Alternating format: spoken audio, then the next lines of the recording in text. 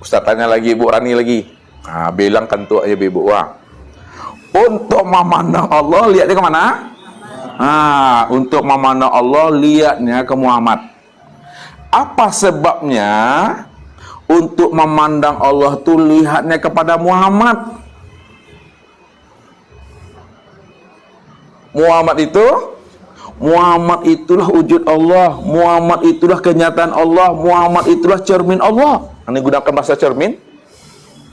Kalaulah Muhammad itu kenyataan Allah, Muhammad itu adalah wujud Allah, patri kalau mati ini bahwa sesungguhnya Muhammad itulah yang sebenarnya Allah itu. Kesimpulan. Ya. Muhammad itu zahirku. Aku, Allah itu adalah batin daripada Muhammad itu dia maksudnya. Allah itu batinnya.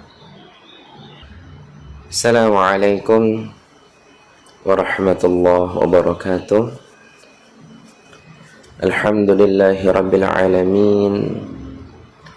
Allahumma salli wa sallim wa barik ala sayyidina Muhammad wa ala alihi wa ashabihi ajma'in.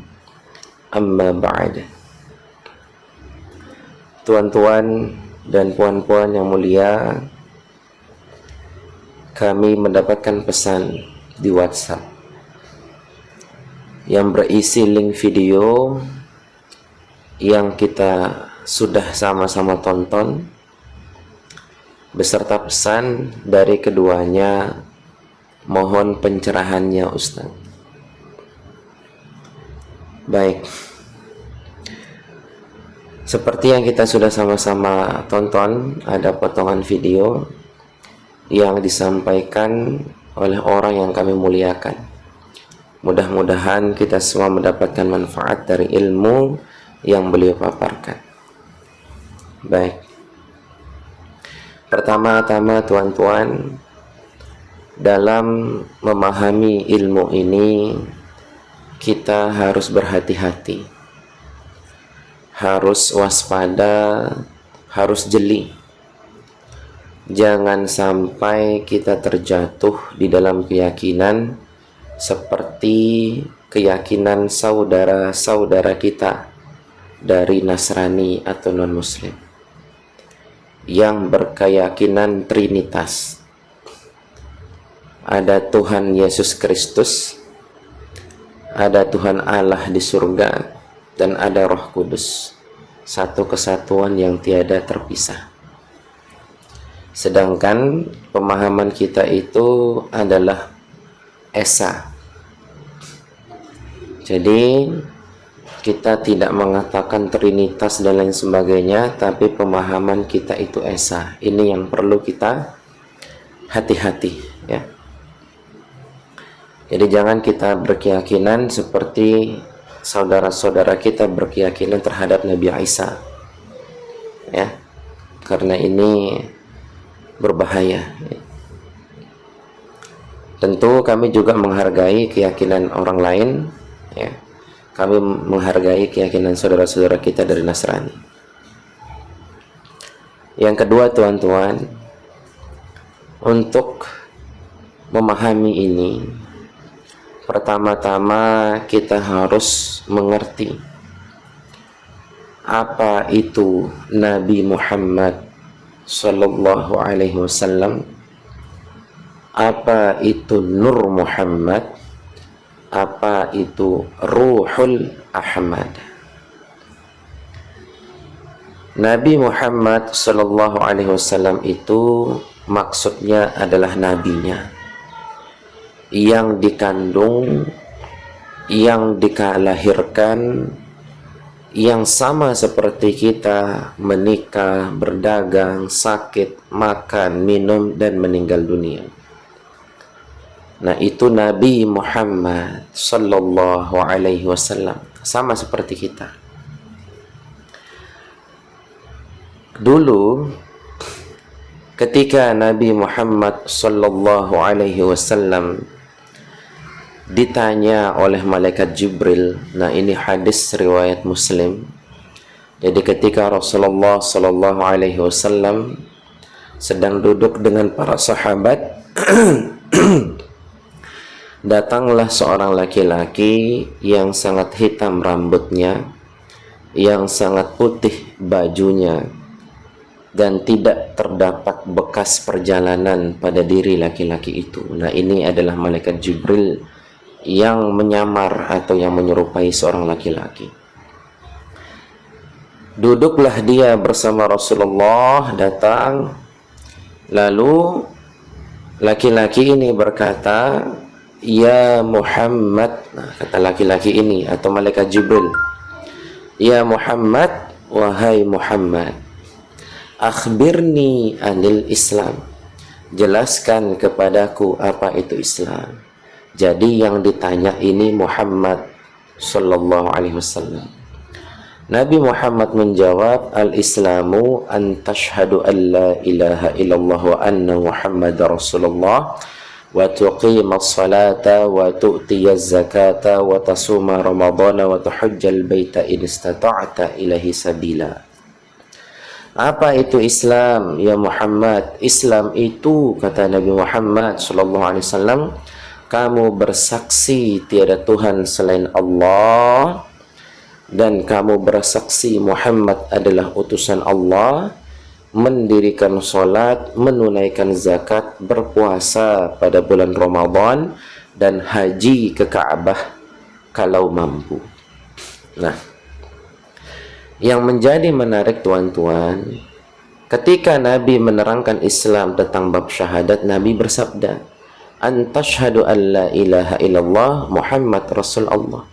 Kamu bersaksi tiada Tuhan selain Allah dan Muhammad utusan Allah.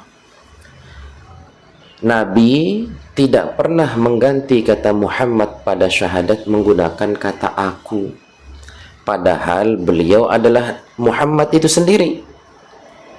Kamu bersaksi tiada Tuhan selain Allah dan aku utusan Allah. Nabi tidak berkata seperti itu. Nabi tetap mengatakan Muhammad walaupun dirinya Muhammad. Nah, kenapa bisa demikian tuan-tuan? Kalau Nabi menggunakan kata aku dalam syahadat itu, maka aku di sana maksudnya adalah ruh dan jasadnya Nabi Muhammad sallallahu alaihi wasallam yang mulia. Kalau Nabi mengganti kata Muhammad pada syahadat itu menggunakan kata aku, maka maksudnya jasadnya Nabi dan ruhnya Nabi, aku di situ. Nah, kalau syahadat itu mengganti kata aku, maka syahadat orang-orang setelah sepeninggal Nabi tidaklah sah. Ya. Syahadat saya tidak sah. Kenapa tidak sah? Karena tidak ada jasad Nabi yang bisa saya saksikan. Tidak ada jasad Nabi yang bisa saya saksikan. Kenapa? Karena jasadnya Nabi sudah wafat, sudah dikebumikan. Jasadnya Nabi yang mulia sudah dikebumikan, sudah wafat. Maka kalau Nabi mengganti kata aku dengan kata aku di sana, maka maksudnya adalah menyaksikan jasadnya Nabi juga. Tapi jasad Nabi sudah wafat, maka orang-orang yang bersyahadat setelah wafatnya Nabi tidak sah. Karena tidak ada yang dia persaksikan. Tetapi Nabi tidak menggunakan kata aku dalam syahadat itu, tapi Nabi tetap menggunakan kata Muhammad. Artinya apa? Muhammad itu akan tetap bisa disaksikan sampai saat ini. Walaupun jasadnya Nabi sudah wafat, tapi Muhammad tetap bisa disaksikan. Nah, maka sekarang kita paham, ada yang disebut Nabi Muhammad, ada yang disebut Muhammad. Ada yang disebut Ruhul Ahmad. Nah, lalu siapa Muhammad dalam syahadat itu? Muhammad pada syahadat itu adalah Nur Muhammad. Yang mengucapkan itu siapa? Nabi Muhammad. Sekarang bagaimana cara memahaminya? Apa itu Nabi Muhammad? Apa itu Nur Muhammad? Apa itu Ruhul Ahmad? Ruhul Ahmad itu adalah batinnya Nur Muhammad. Nur Muhammad itu adalah zahir, batinnya disebut dengan Ruhul Ahmad. Baik. Ketika kita belajar tentang martabat 7, tuan-tuan, ketika kita belajar tentang martabat 7, maka kita akan menemukan istilah martabat ahdah, martabat wahdah, martabat wahidiyah. Nah, ini untuk kita bisa memahami Nur Muhammad dan Ruhul Ahmad. Pertama-tama yaitu martabat ahdah. Martabat ahdah itu di mana keadaan yang ada semata-mata hanyalah zat mutlak Allah Subhanahu wa ta'ala. Zat mutlak Allah Subhanahu wa ta'ala pada martabat ahdah ini tidak bisa atau belum bisa disebut Allah. Kenapa? Karena yang menyebut belum ada, huruf belum ada, tulisan belum ada, ucapan belum ada.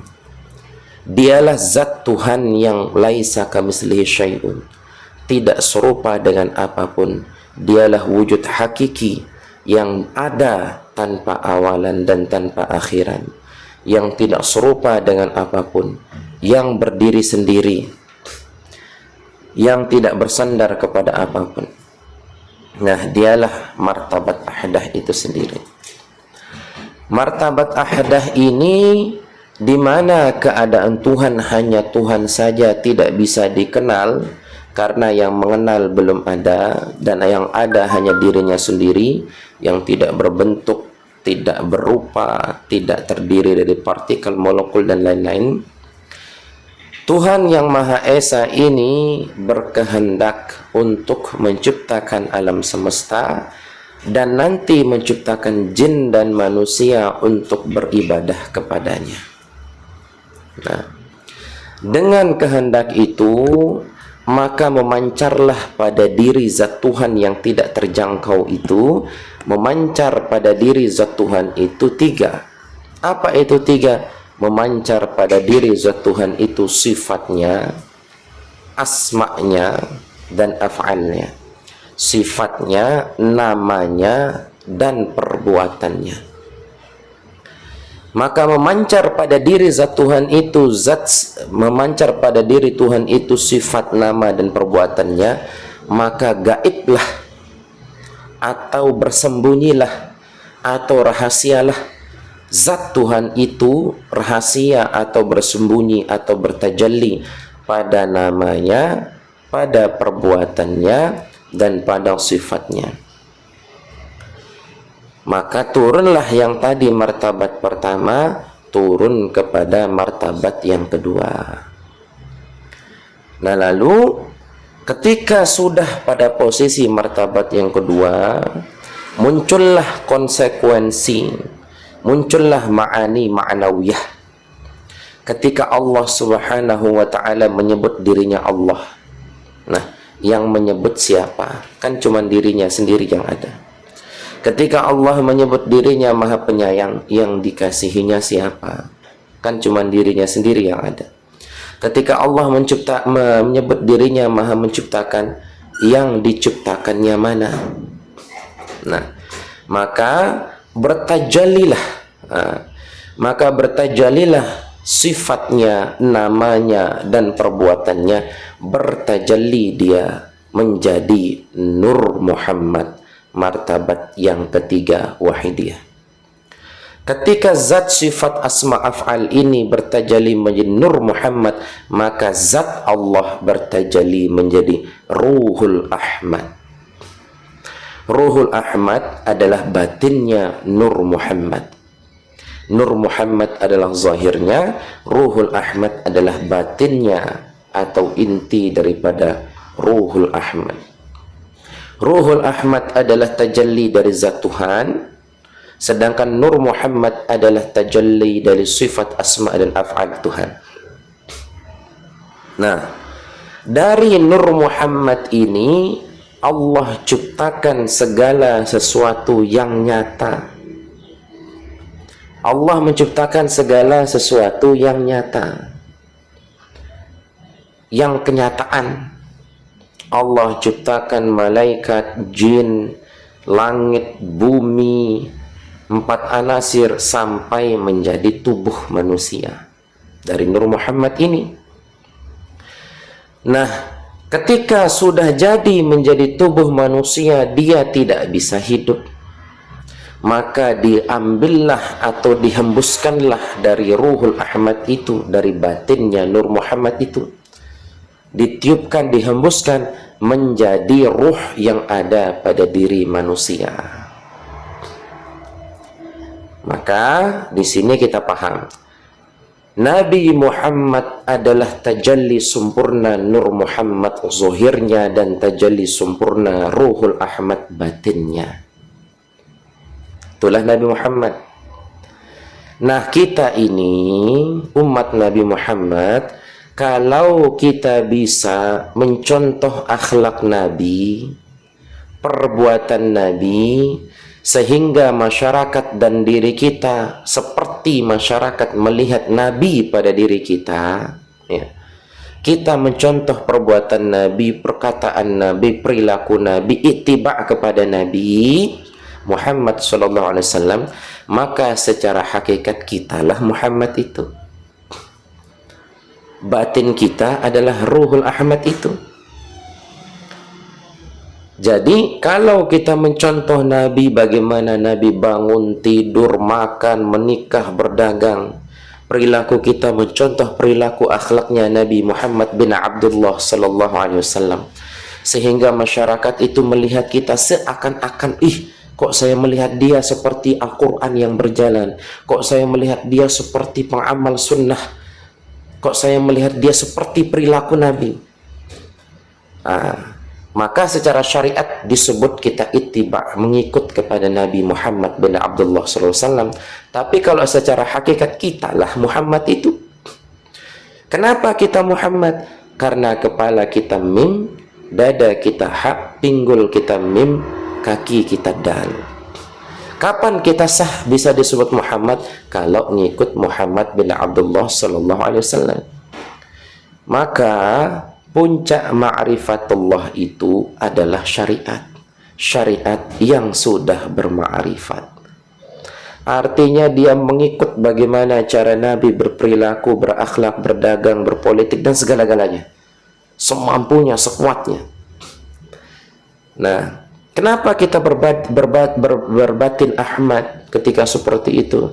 Karena pada pandangan batin kita, la haula wa la quwwata illa billah.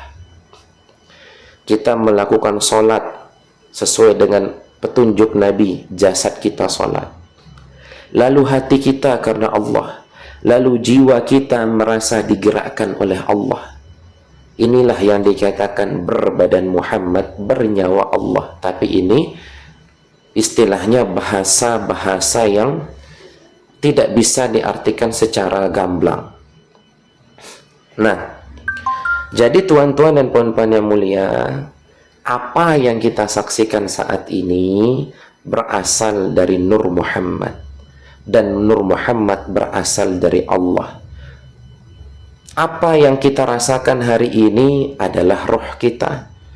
Roh kita berasal dari Ruhul Ahmad, Ruhul Ahmad berasal dari Allah. Bolehkah kita menyebut diri kita Nur Muhammad sekarang? Bolehkah kita menyebut diri kita Ruhul Ahmad sekarang? Jawabannya tidak boleh. Kenapa tidak boleh? Kita tahu bahwa semuanya berasal dari Allah, kembali kepada Allah, bersandar kepada Allah, bergantung kepada Allah. Tidak akan jatuh satu helai rambut, satu helai daun di atas muka bumi ini kecuali atas kehendak, izin, kudrat, iradat Allah. Dan tidak ada yang wujud nyata saat ini kecuali wujudnya bersandar kepada wujud Allah. Kalaulah demikian, boleh enggak kita mengatakan Muhammad adalah wujud Allah? Boleh enggak kita mengatakan bahwa bumi, langit ini semua wujud Allah? Maka jawabannya tidak boleh. Bolehkah kita menafikan mereka bersandar kepada wujud Allah?